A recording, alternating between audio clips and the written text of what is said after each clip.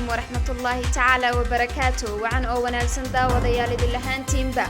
kusoo dhawaada warkeennii maalinlaha ahaa oo aad kala socon jirteen multimedia warkana waxa idin la socodsiinaysaa anigoo ah Nimcada iyo Maxamed waa maalin Talaado ah 26 January 2021 qodobada ugu doorka roon warkeena maantana waxa kamid ah kulan ay mas'uuliyiinta ugu sarreeyay labada dawlad deegaan ee Soomaalida iyo Oromada ku yeesheen caasimadda dalka iyo qodobo muhiim ah oo lagu kala saxeexday dawladda Itoobiya iyo Japan oo heshiis deeq ah kala saxeexday dawladda Kenya oo iska fogeysay eedeymaha dagaalka balad xaawo imika iyo haatanna ku soo dhawaada daawadayaal qodobadan iyo qodobo kale oo faahfaahsan kulankii ay mas'uuliyiinta ugu sarreeyay labada dawlad deegaan ee Soomaalida iyo Oromada ku yeesheen caasimadda dalka iyo qodobo muhiim ah oo ay ku kala saxeexdeen kulankaas ayaa waxa halku dhag u ahaa isku duubnideena iyo wada jirkeenu waa nabadeena iyo barwaaqo soorankeena madashan oo ay ka soo qayb galeen mas'uuliyiinta deegaanada Soomaalida iyo Oromada oo ay wehelinayaan wasiirka maaliyadda Jamhuuriyadda Dimuqraadiga Federaalka Itoobiya mudane Axmed Shide Maxamed iyo wasiirada nabadda ee Jamhuuriyadda Dimuqraadiga Federaalka Itoobiya Marwa Mufriyat Kamil ayaa ka qabsoomay hotelka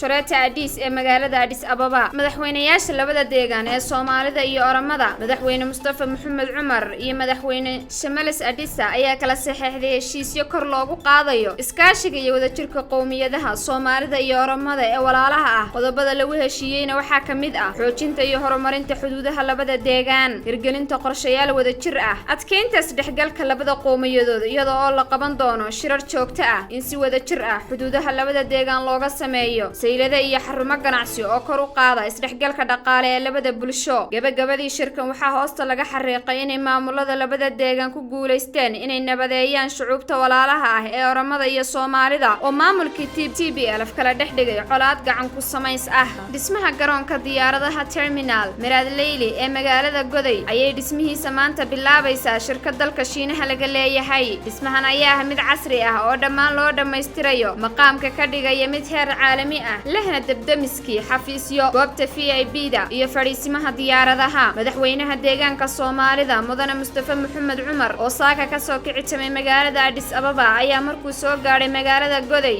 si rasmi ah u dhagax dhigay Miraad Leyli Airport waxaana dhismaha gacanta ku haysa shirkadda magaceeda loo gaabiyay CCC oo dalka China laga leeyahay waxaana loo qabtay inay shirkadu ku soo dhameystirto muddo 24 bilood ah ama 2 sano ah dhismaha sida casriga ah loo dhisay ayaa la sheegay inay ku baxayso adduun lacageed oo dhan 600 milyan oo bir dawladda Itoobiya iyo Japan oo heshiis deeq ah kala saxeexday Jamhuuriyadda Dimuqraadiga Federaalka Itoobiya iyo dawladda Japan ayaa heshiis deeq lacageed ah oo dhan 500 milyan oo yen ah una dhiganta 190 milyan oo bir kala saxeexday deeqdan lacageed ayay dawladda Japan toos ugu soo hagaajisay wakaaladda jidadka ee dalka Itoobiya ERA wasiiru dawlaha wasaaradda maaliyadda ee dalka Itoobiya Yasmin Wahab Rabi oo munaasabada heshiiska ka hadashay ayaa sheegtay in heshiiskani sii xoojin doono xiriirka labada dal ee Itoobiya iyo Japan kaas oo horseedi doona gaadhida yoolal badan oo horumarineed wasiiru dawlaha ayaa sidoo kale sheegtay in ujeedada deeqdani tahay in dawladda Itoobiya laga saacido kordhinta dhismaha wadooyinka taas oo qayb ka noqon doonta korinka dhaqaalaha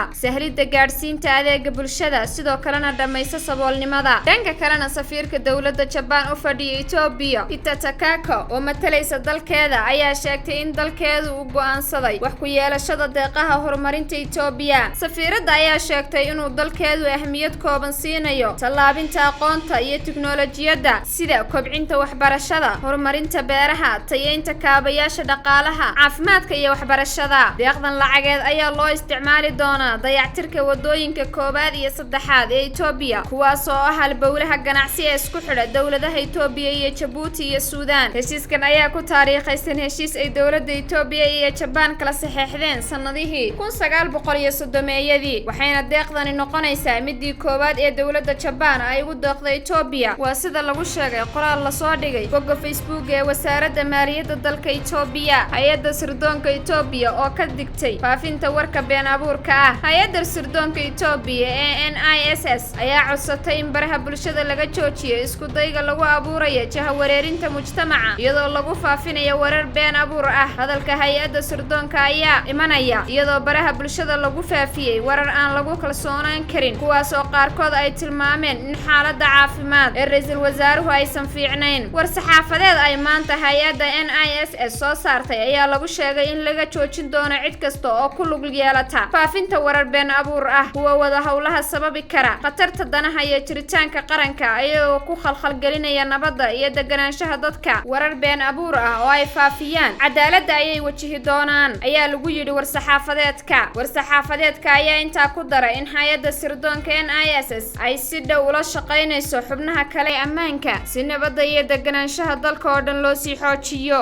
iminka iyo haatanna ku soo dhawaada qodobka ugu dambeeya warkeena. qodobkaas oo ah dowladda Kenya oo iska fogeysay eedeymaha dagaalka Beled Xaawo. dowladda Kenya ayaa waxba kama jiraan ku tilmaantay eedeymaha ay u soo jeedisay dowladda Soomaaliya kuwaas oo ku saabsanaa dagaalka magaalada Beled Xaawo ee gobolka Gedo. Fariid Matiang'i wasiirka arrimaha gudaha ee dalka Kenya oo shalay saxaafadda la hadlay ayaa ku sheegay dagaalka magaalada Beled Xaawo mid ka dhacay gudaha dalka Soomaaliya. wasiirka ayaa sheegay in aysan wax lug ah ku lahayn dagaalka wax ciidankooda ah oo dhanka Soomaaliya u talaabayna uusan jirin isagoo tilmaamay inuu dagaalkani ka dhacay gudaha Soomaaliya oo aysan sina ugu lug lahaan karin. Matiang'i ayaa intaa ku daray in ay iyagu ka walwalayaan al-shabaab oo u soo talowda dhanka dalkooda. jawaabta dowladda Kenya ayaa imanaysa kadib markii uu wasiirka warfaafinta Soomaaliya Mudane Abubakar Cismaan Dube ku eedeeyay dowladda Kenya inay qayb ka ahayd dagaalka ama duulaanka lagu doonayay in lagu qabsado magaalada Beled Xaawo ee gobolka Gedo. dhammaan daawadayaal warkii aanu maanta idinku talagalay waa naga intaan markii xigta ku kulmi doono hawada waxaan idinkaga tegaynaa sida iyo amaana Allah.